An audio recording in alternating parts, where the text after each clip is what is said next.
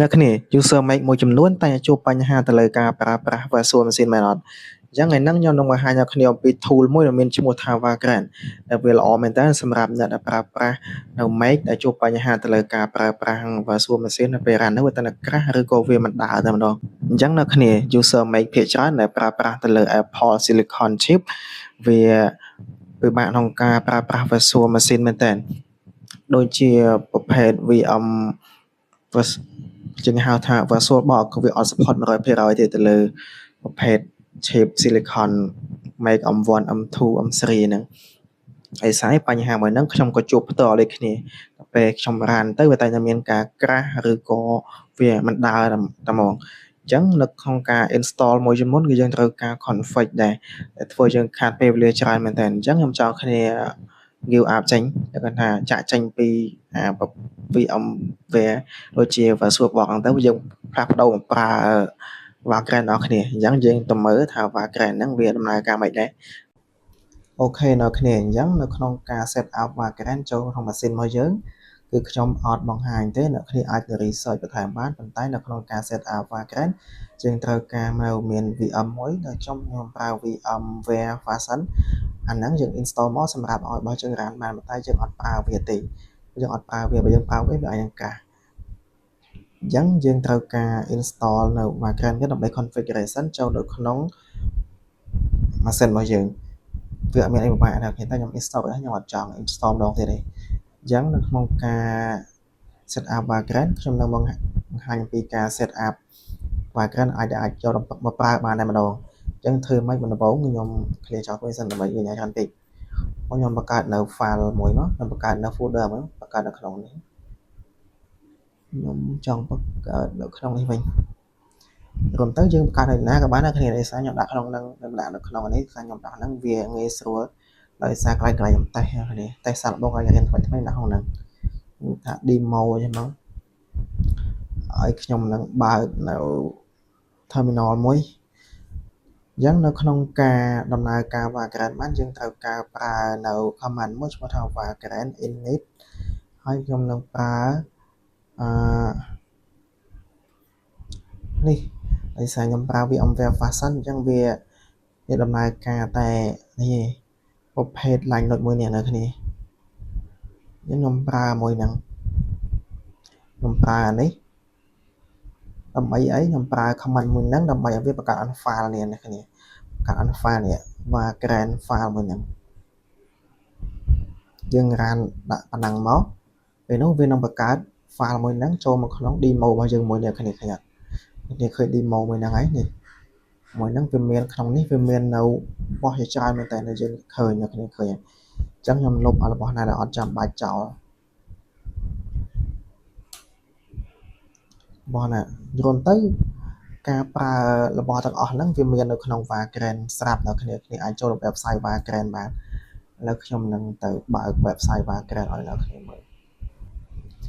នេះគ្នានៅក្នុង website Vagrant មួយហ្នឹងយើងអាចចូលមើលបាន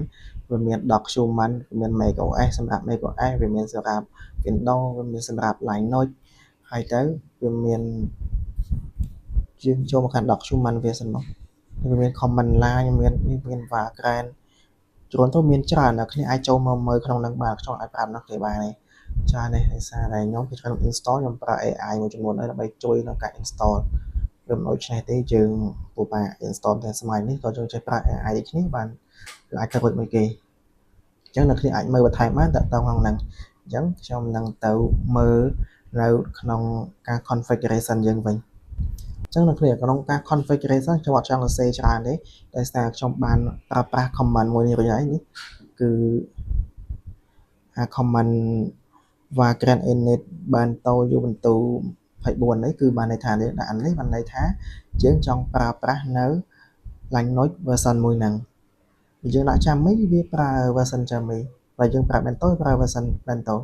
អញ្ចឹងខ្ញុំអត់ចង់សរសេរអានេះច្រើននេះអត់ចង់សរសេរច្រើននេះអញ្ចឹងខ្ញុំមកយករបស់ខ្ញុំបាន config រួចនេះអ្នកនេះខ្ញុំ copy អាហ្នឹងមកហើយខ្ញុំមកដាក់នៅក្នុងនេះហើយ IP ខ្ញុំក្នុងការ config IP នេះគឺខ្ញុំប្រើ130ចុះ ហើយនៅគ្នាកន្លែងនេះយើង config VM របស់យើង bento នេះ host name របស់ machine Linux របស់យើងក៏ដាក់ឈ្មោះរបស់ខ្ញុំផ្ទាល់តែមកហើយកន្លែងនេះខ្ញុំដាក់យើងកន្លែង config network របស់យើងអានេះកន្លែង VM តែយើងបាន install ខ្ញុំដាក់ VM desktop ដោយសារតែយើងប្រើ VMware version ខ្ញុំប្រើ VM desktop អានេះកន្លែងយើងកំណត់ memory នៅក្នុង machine មួយហ្នឹងហើយយើងប្រើ CPU 2គ្រាប់អញ្ចឹងយើងនៅក្នុងការឲ្យវាដំណើរការបានទី1យើងត្រូវប្រើ Vagrant app យើងប្រើ Vagrant app ទៅយើង file មួយហ្នឹងគឺវាដំណើរការយកមក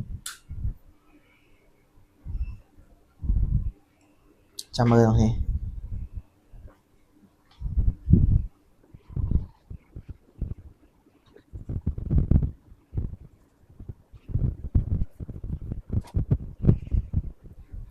ចឹងនៅគ្នាឥឡូវ Vagrant របស់យើងគឺយើងបានន័យថាយើង config វាហើយយើងដាក់ Vagrant app ប៉ុណ្ណឹងគឺវានឹង config app នៅ configuration ដែលយើងបាន config សម្រាប់ machine មួយហ្នឹងអញ្ចឹងខ្ញុំដើម្បីចង់ដឹងថា machine មួយហ្នឹងវាដើរឬក៏អត់យើងដាក់មក Vagrant status វាដាក់ Vagrant status វានឹងមាន load នេះមួយនេះ default running វាដាក់ថា running ឲ្យគ្នាអញ្ចឹងយើងអាចមើលបាននឹងនៅគ្នាឥ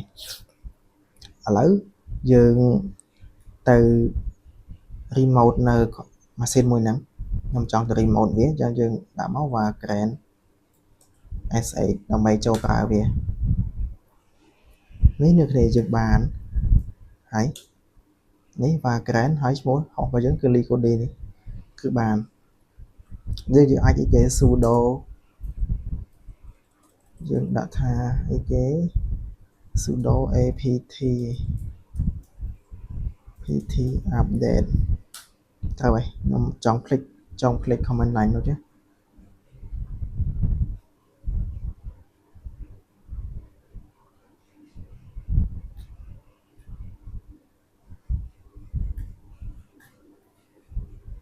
អញ្ចឹងនៅគ្នានៅក្នុងការប្រើប្រាស់នៅក្នុងការ configuration